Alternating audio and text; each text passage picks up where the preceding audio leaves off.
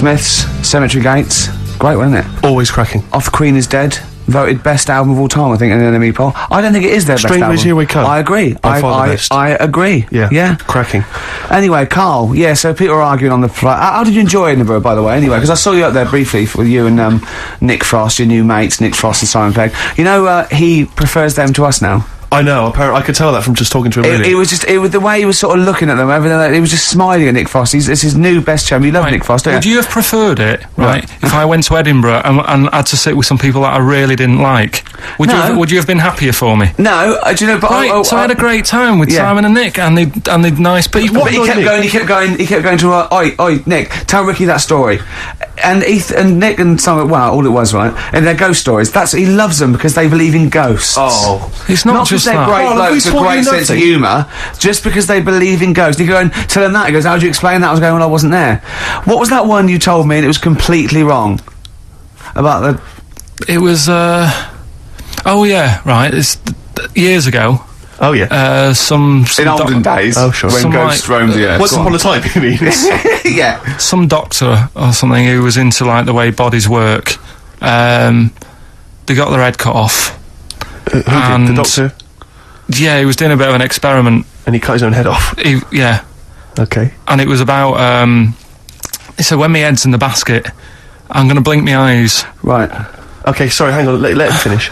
And, so the doctor has chopped his own head off, and he's told everyone, I'm going to blink my eyes to prove that he's in the basket, and he goes like, right, I'm going to blink my eyes about, as many times as I can. So quick, count them. And they count, and he got to, like, 15 before he Right, died. now this is how Carl told me that. Till Nick Frost explained that, Carl told me, he said, right, well, a bloke, right, he had his head cut off, and when his head was in the basket, he went, count how many times I can blink. And I went, well, that's rubbish. He went, no, and Nick went, well, no, he actually said, when my head's in the basket. He went, and Carl went, oh, I said, Carl, do you know the subtle difference? Do you see the subtle difference? I have to say, though, guys, I still don't really understand what went on there. You've both lost me. The story is that a bloke who'd been found doing, You mean that Carl just explained it and that was a clear version? Because I still don't know what you're talking about, Carl. Well, this bloke had his head cut off at experiments against God. He was a doctor in the, in olden times. Yeah. And when they cut his head off... Why did they cut his head off? Because it was... he was executed. Crimes against... Exactly, he was executed, yeah. And, he said to his assistant, when my head's in the basket, I'm going to blink, count how many times I blink, and write it down as an experiment, right? Carl told it to me, like, his head was cut off and he went in the basket, and when his head was in the basket, he looked up and said, count how many times I blink. Yeah. I love that. I love the difference in that story. Yeah. Both rubbish, but, one's possible and one isn't. You believe anything that you're told, except when we tell you the truth. Right, here's one. Christ. Ghosts and that we got talking about. Sure. And Nick said, right, he said, you'll like this one. He said, my auntie was having loads of problems. Why are you whispering? It's not illegal to talk about ghosts on the radio. No, but he's hearing this. So the auntie's in the house and that, and furniture's moving about all the time. Oh God. And they were like, no, Steve, you told me this one. This is such rubbish, mate. No, come on, let's listen. I'm going to leave it to you. I'm going to sit back and enjoy it. I'm just going to watch your face, Steve. Right. Sorry, so I missed the beginning there, Carl. There's an auntie in the house. Basically, Nick's auntie. Right. Yeah. In the house, things moving around all the time. And it was just annoying every time she tidied up. It was like... it was just annoying. Making a mess. It was one part annoying to two parts scary. Yeah. So... stuff was moving around all the time, and they said, right, we need an housekeeper. Rather than having the house a mess, until we sort this out. Stop it! I've got the vicar coming round. Stop moving stuff around. Oh, yeah, go on. They said that shouldn't be in the pants drawer. Let's put all the furniture in one room, right? So just have one room that's a mess, and have all the others empty. Because I love the poltergeist can't really... it can move wardrobes around, but it can't open a door to put it in another room. Yeah. Poltergeist going, I'm just making this room messy. I wish someone would open the door so I could... Go on. Yeah, but... So all this stuff's in this room. So they moved all their furniture into one room? They put, like, the drawers in there and everything, and it was really uncomfortable, because they were all, like, on top of each other. They sat in the room with all the stuff? Yeah, they had to, because that's where the three-piece suite was. Okay. Oh God! Right? Oh God! So they sat there, like, all crumpled up and that, but nothing can move because it's so tight. I think things were trying to move. Yeah, but everything was so tight. It's They just like, foxed that poltergeist. so anyway, one night they sat there, like, sort of a bit awkward watching the telly and that, and they hear some banging Yeah. in the next room. So she goes, "Oh God, what's that?" Oh, he hadn't moved in, had he, the ghost? So To some of the empty rooms. so there's this He's bang, moved some friends and family in. there's this banging about going on. No, listen so to this, listen to this, she Steve. gets up, right, Yeah. and what it is, they had the baby in the next room because there wasn't much room for the cot. Right, so they left the baby with the ghost. So they go into the room where the baby is, and the banging Yeah.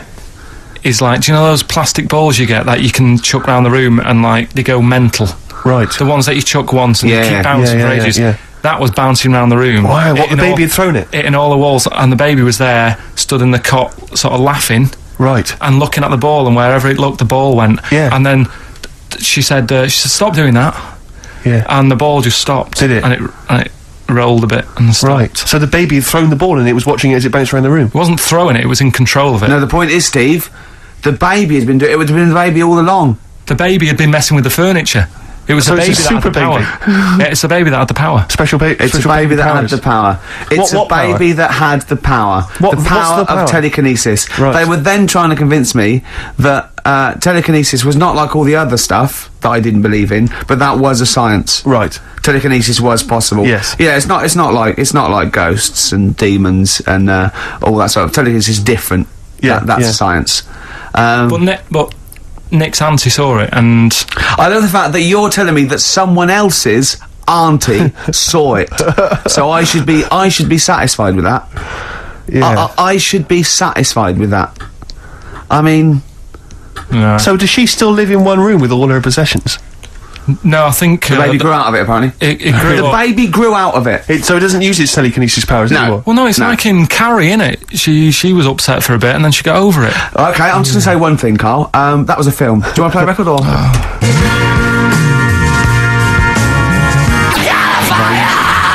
Get free. Alright, on XFM 104.9. Can I just tell you a story that Carl told me a couple of weeks ago? Is this another ghost story? Another Yeah, spooky it is, story? yeah. I called him out. I was, "What are you doing?" He said, I said, "I've just been reading ghost stories again." He said, "You don't believe in them, but how do you explain this?" Right, I went, "Go on." He said, "I'll tell you as he told me it." He went, "Bloke, right, just sitting at home, doing, watching telly with his cat, and the phone rings, and it's a bloke going, is that fire in your oven okay now? Because your wife called." And he went, Carl went, "Well, one, there was no fire in the oven. Two, he wasn't married." I went, "Right. Go on." He went, "Well, then, right, there was a knock at the door, and there was two sort of people in sort of white coats, and they came and said, 'Oh, we've come about that fire. Your wife called us.'" He went, "One, there isn't a fire in my oven, and two, I'm not even married." Right? And he said, and they saw the cat, and they looked at the cat. It looks a bit weird. The cat came out. Nothing. And he said, and then he went back, sat down. Phone rings, and they said, "Did they sort out the fire in the oven that your wife told us about?" Oh. He went, "One, there is no fire in my oven. Two, I haven't got a wife." And Carl went, "What do you think of that?" I went, "That's not it." He went, "Yeah." I went, That's the end of the I went, story. What? He went, "Well, how'd you explain that?" I went, "Explain what?" I thought he was going to say, "A year later we got married, but she died in an oven fire." Right? I thought it was going to be that. And I went, That's "What?" people winding him up. Yeah, or someone did report a fire oven, and their name was Johnson, and they looked up Johnson, they got the wrong thing, it was the gas board, and they sent it round to the wrong person, right? You know, he went, "Yeah." I said, I explained it to him, he went, "Yeah, why did they look at the cat funny?" Oh, man alive, Carl. This is really weird, right? I was in my house once, right, and the doorbell rang. Yeah. Right, I opened the door, there was no one there. Yeah. Right? And then I looked across the street, There's some right, kids and there were some running kids running away. Yeah. Now, how do you explain that? Yeah. There was another time, right, where, like, I opened the door and there was a bloke goes, "You've ordered pizza." I went, "I haven't ordered pizza." And I heard my mate upstairs giggling and putting the phone down. Yeah, how do you explain that? Carl, seriously, why did you tell me that story? What do you think it was weird about that?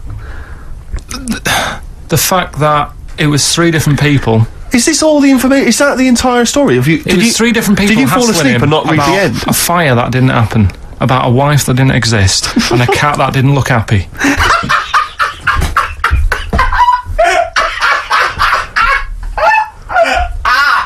Oh, I'm gonna have a heart attack, Carl. What? I mean, why did they look at the cat funny? Because cats don't like spirits, do they? What? And the other blokes were ghosts? Yeah. Yeah, that's it. So these are kind of beetle about type ghosts.